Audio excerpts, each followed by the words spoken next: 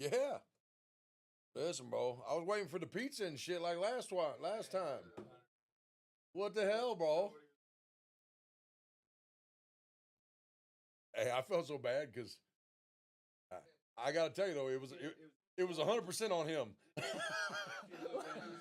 like hey, I looked at the phone and I'm like, wait a minute. I scrolled up one text. I'm like, the words this word said. Hey, hey, you should have showed up last week, motherfucker. I was gonna. Nah, you're good, bro. I bought a couple steaks. Hey, you want to hear something crazy? I like next week I'll be cut. Next Sunday I was supposed to be doing it tomorrow, but next Sunday I'll be cutting pigs. We butcher pigs and cows ourselves. We get this stuff. It's the best. It's grass fed. It's from my relatives from down home and everything.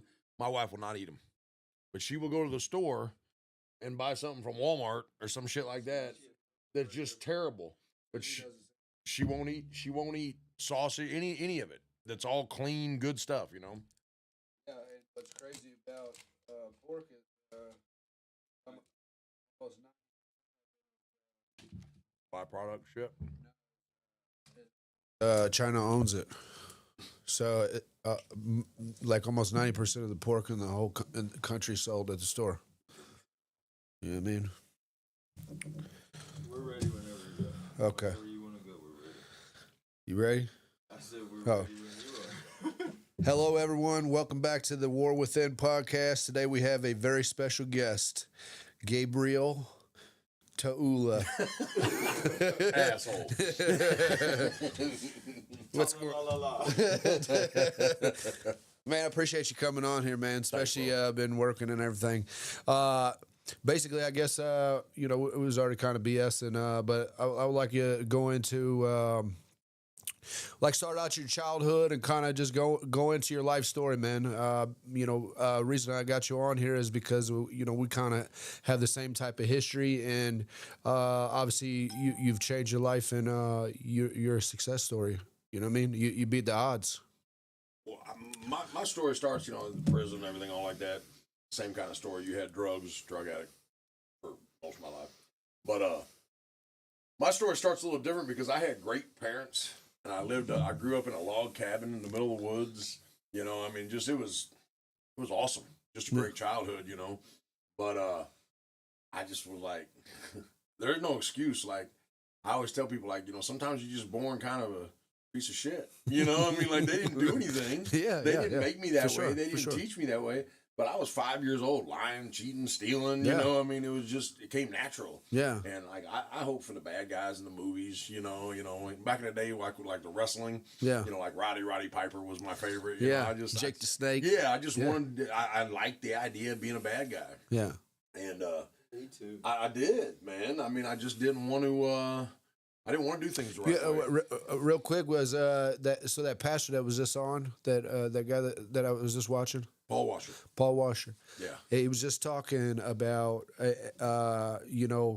like what you just said. Whenever he was a kid, he was lying and everything else. Yeah. It was just breaking down how that's why we know that we're born into sin, because even as a little kid, you don't have to be taught to lie or be self-centered. It's already in you. You know what I mean? I was proud of being a scumbag. I was working toward that shit, I was if I was getting over on somebody, if I was doing something, I was proud of it. I was telling my buddies, boy, I got this dude for this. I did that, And it's as long as when I say good parents, these were good Catholic, great people. Are your parents still around or no? My mom died when she was 48. She died of pancreas cancer. Everybody says it, but I had the best mom ever. She was awesome. There was no drinking, there was no smoking, there was no cussing. They were great people, and I was just trying to get out of the house. Yeah, they had this beautiful life out there, and I didn't care. Yeah, my dad, I'd get bored. I'd be like, I'm bored, man. I want to do this, that. And my dad'd be like, go out in the woods, you do this, shoot your gun, do this. That. Yeah. I'm like, Dad, I've been walking around these woods for years. I ain't found one girl out there. Not one. I would take me to town. But I just didn't. It just came natural. I mean, like, I was just not a good dude. And it didn't take long. When I got a little bit older, got out of high school, went to school and everything like that, I started selling drugs, doing drugs. I was real late on starting the drug game, too, though. Like, I smoked pot for a long time, but I didn't. The first time I ever bought cocaine, I bought 3 kilos. Yeah, really? I just wanted to make money. I had some money from selling the pot that we grew. I thought, I'm gonna buy this dope because some guy explained to me that, hey, if you can buy it for this much, you'll sell it for this much. I didn't have any street cred. I didn't know nothing about nothing. And this is still in a rural area? No, this was, by that time I was in my 20s. By then I was in Godfrey. Okay. And I was like, yeah, man, I'm gonna do that. Yeah. So I sold it for a little while, but then I started doing it. Just like every other idiot, and that was the end. I mean, come to find out, I have a highly addictive personality. When it come to even good things, I'm like addicted. Absolutely. Like when I get into a weightlifting thing where I get in a cycle, I'll spend 2-3 years. That's all I'm doing. I'm strong. I'm all about it. And then it'll just fall off. It'll be 2-3 years before I go back again. Eat pizza, donuts. Be like, man, these donuts are good. I said the same thing. I'm in an extreme, or just one way. Like I got one speed. You know what I mean? Yeah. Even whenever I go to work, like I got one speed. Like I don't want to. I just want to get it done, or I don't want to get it done. You know what I mean? I'm addicted to work right now. Yeah. And I'm 50 years old. My kids work for me, and I just want to give them a better life because I screwed them over. Yeah. When they were young, they were kind of spoiled. They had it pretty good. We had money. Yeah. And I started my first business when I was like 22. I didn't need to sell dope. Yeah. I wanted to sell dope. Yeah. I mean, like people would talk about you meet people that are in the struggle where their parents were heroin addicts or this and that, and they had to do that shit to survive. Yeah. Yes. That wasn't me. Right. I was just, I want to do it. I loved being a dope dealer. Yeah. I mean, I just thought it was the coolest thing ever, Yeah. Girls, money, flash. Stupidest life ever. I mean, just an absolute. Looking back. I was so stupid. And I really thought I was smart. Yeah. I mean, I really believed I was a highly intelligent, functioning person that was really smart. Just stupid. I would make the worst decisions constantly. And, but anyway, they were, when all of a sudden they're 9-11, I'm a hardcore addict by this time. I've lost houses. I've lost businesses. My brother and I was my partner. I screwed him over more times than I could count. Do you still talk to him? Oh, yeah. My brother's one of the greatest people. We started our first landscaping business. I was 22 and he was 15. Oh, so you've been doing landscaping all this time? 97. Really? Yeah, 97. And my brother and I started. My brother's a beast. Shout out to Tony Towel. And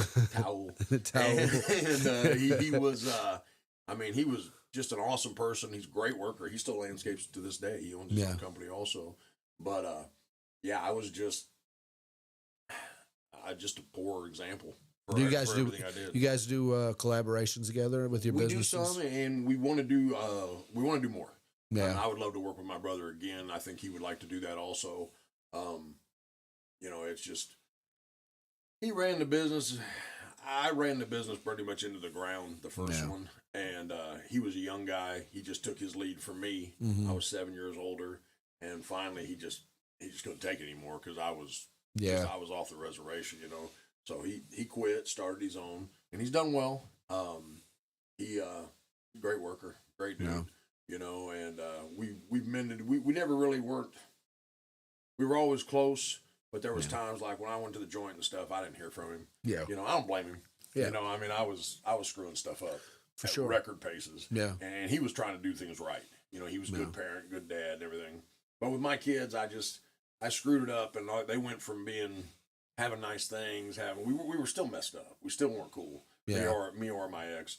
But then the bottom dropped out on them. Like just one day Dad went to prison and that was it. It was over with, Yeah. So they struggled. So now we're kind of mending those relationships, and I just want to show them a better way to live.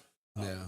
It's a hard deal. They still think I'm an idiot. Yeah. But hopefully they're coming around. I'm trying to do a little bit better. Now, how long you been in your kid's life now? I've been with them my whole time. Yeah. One thing about my kids is they were, even when I was at my worst, Yeah. they were loyal. They had my back Yeah. for years with other family members. I mean, they were. I would get out of prison and I'd go find my daughter Taylor, my son, and we'd go right back to living together. I mean, I always wanted my kids around. Yeah. And I think they wanted to be with me, but I just made it so hard. Yeah. You know? So now we're together. We're working together now. You know, hopefully someday they'll. I mean, I don't care what they do. They don't.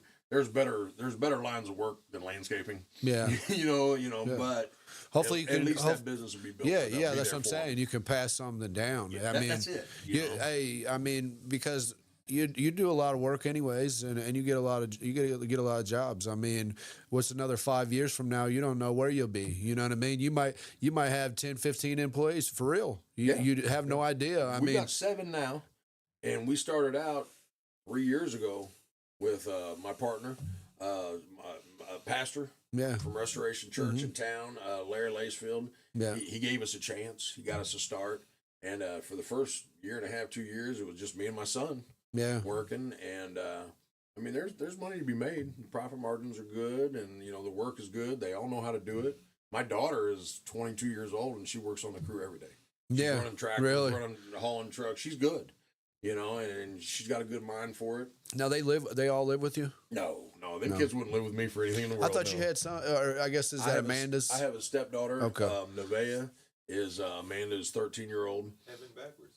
Heaven backwards. Look, this guy's slick over here. Yeah, I didn't even know that. Yeah, heaven backwards. And Amanda, Amanda's the same story as us, but well, Amanda's story's harder. She had a harder. She had a rough childhood, and she had a rough way to go. Yeah. And she's been locked up probably more than both of us. Really? And but she got saved, and now she's amazing. I want to get her on here at some point. Yeah, I told her that. Yeah.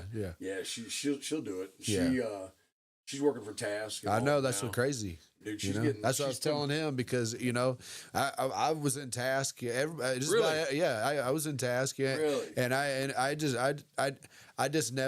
always failed piss test, and then they finally sent me to rehab. I was a kid though, it was juvenile, but that's whenever Task first came around. Like, I think Task really that's whenever I first was introduced to Task, was probably in like 15, 14 years old. You know what I mean? Yeah. Yeah, I didn't know she got out, and they used to be uptown Belleville, right on West Main. They used to have one right there.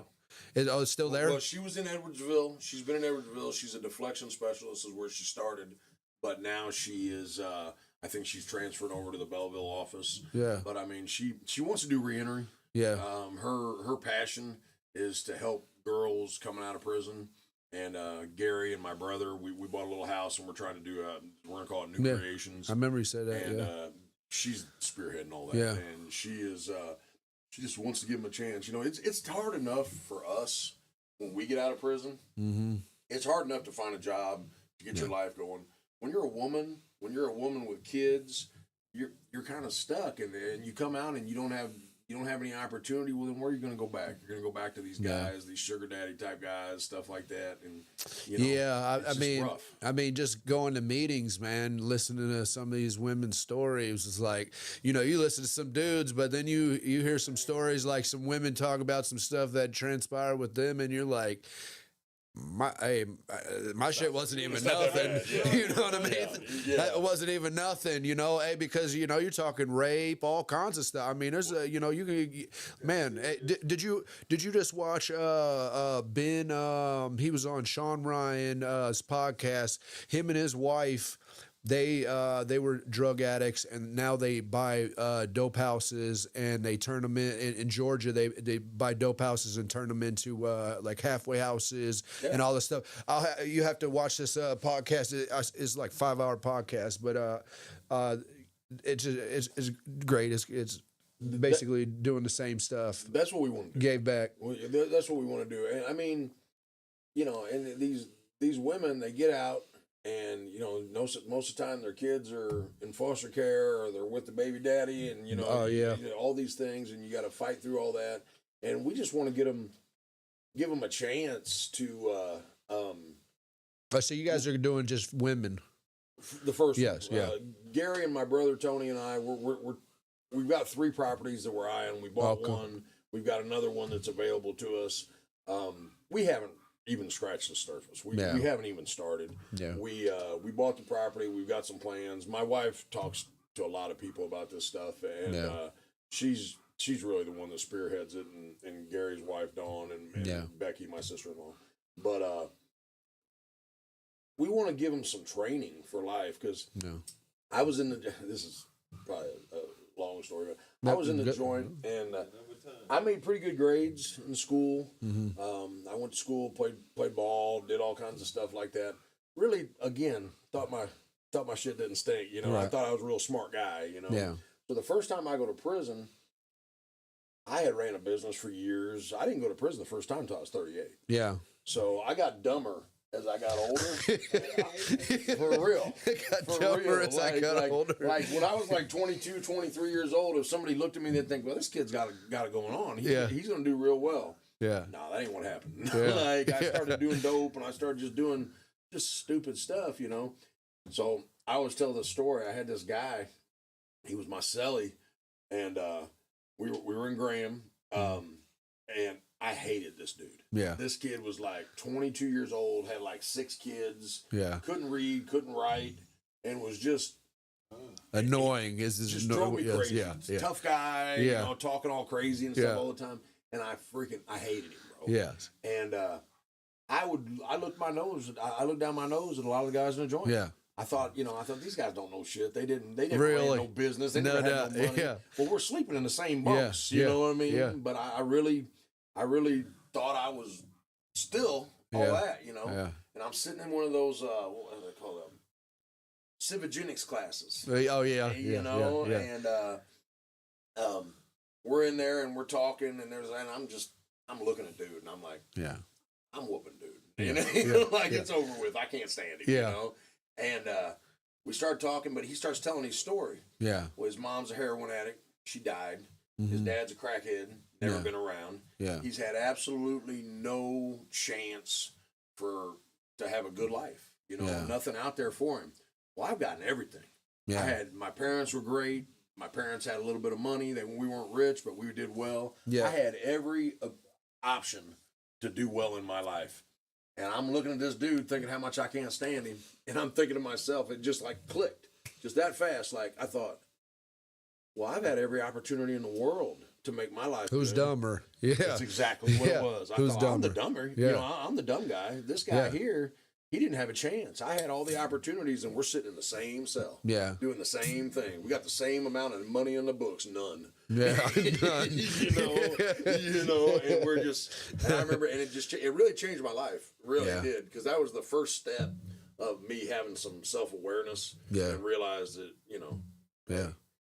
These people, they need help. Yeah. You know what it's like. You get out of jail, your family don't really want to.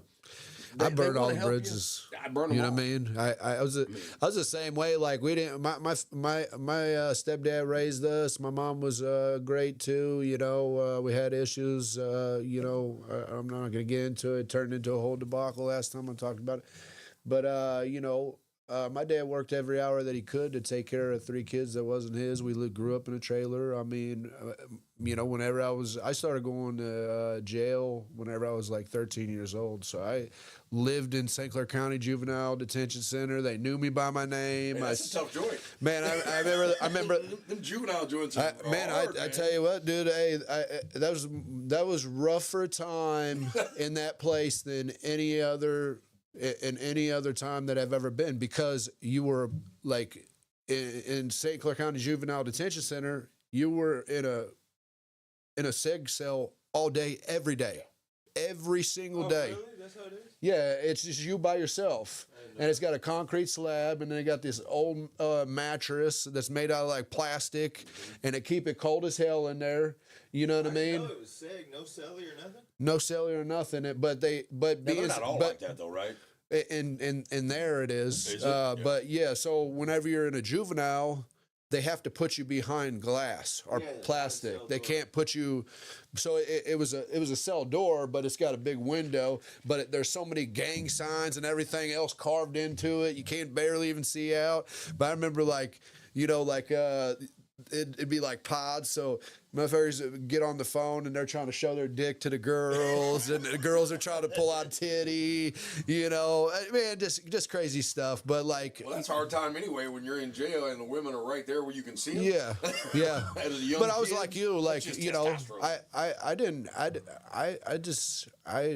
I was always trying to fit in was my thing. You know what I mean? That was my thing, you know? So like, I just try to fit in. So for me, I found out like getting in trouble, I got attention, you know what I mean? And one thing that, like you was just talking about with your celly, one thing that's always stuck with me that I heard from a guy in a meeting was, you need to look at the similarities and not the differences. You know what I mean? Because I'm super quick to judge everybody. I still do. You know what I mean? I'm like, you know, I have to. I feel like it's a human thing. I have to step back and check myself. You know what I mean? I've really changed in the last few years myself with that. I've almost went to the extreme the other way. Yeah. Like, because I trained myself for so many years, the last few years at least, that if I see somebody that's messed up or if I see somebody doing stupid stuff and stuff like that, I try to think, well, what made him this way? What got him here? What what are their circumstances and everything like that? Well, so I've almost kind of went the other way to where I still get mad at people. I still have people that I don't care for. But like, I'll give them a lot of rope now because I can't help but think, look at what my life was. Look at all these mistakes and all these damages that I caused to all these people. And I had all that opportunity. Yeah. So now when I see these guys, I think, well, maybe, maybe this kid was abused. Maybe he was molested. Yeah. Maybe he was this. Maybe he was that. Maybe, he has some sort of I don't know what the political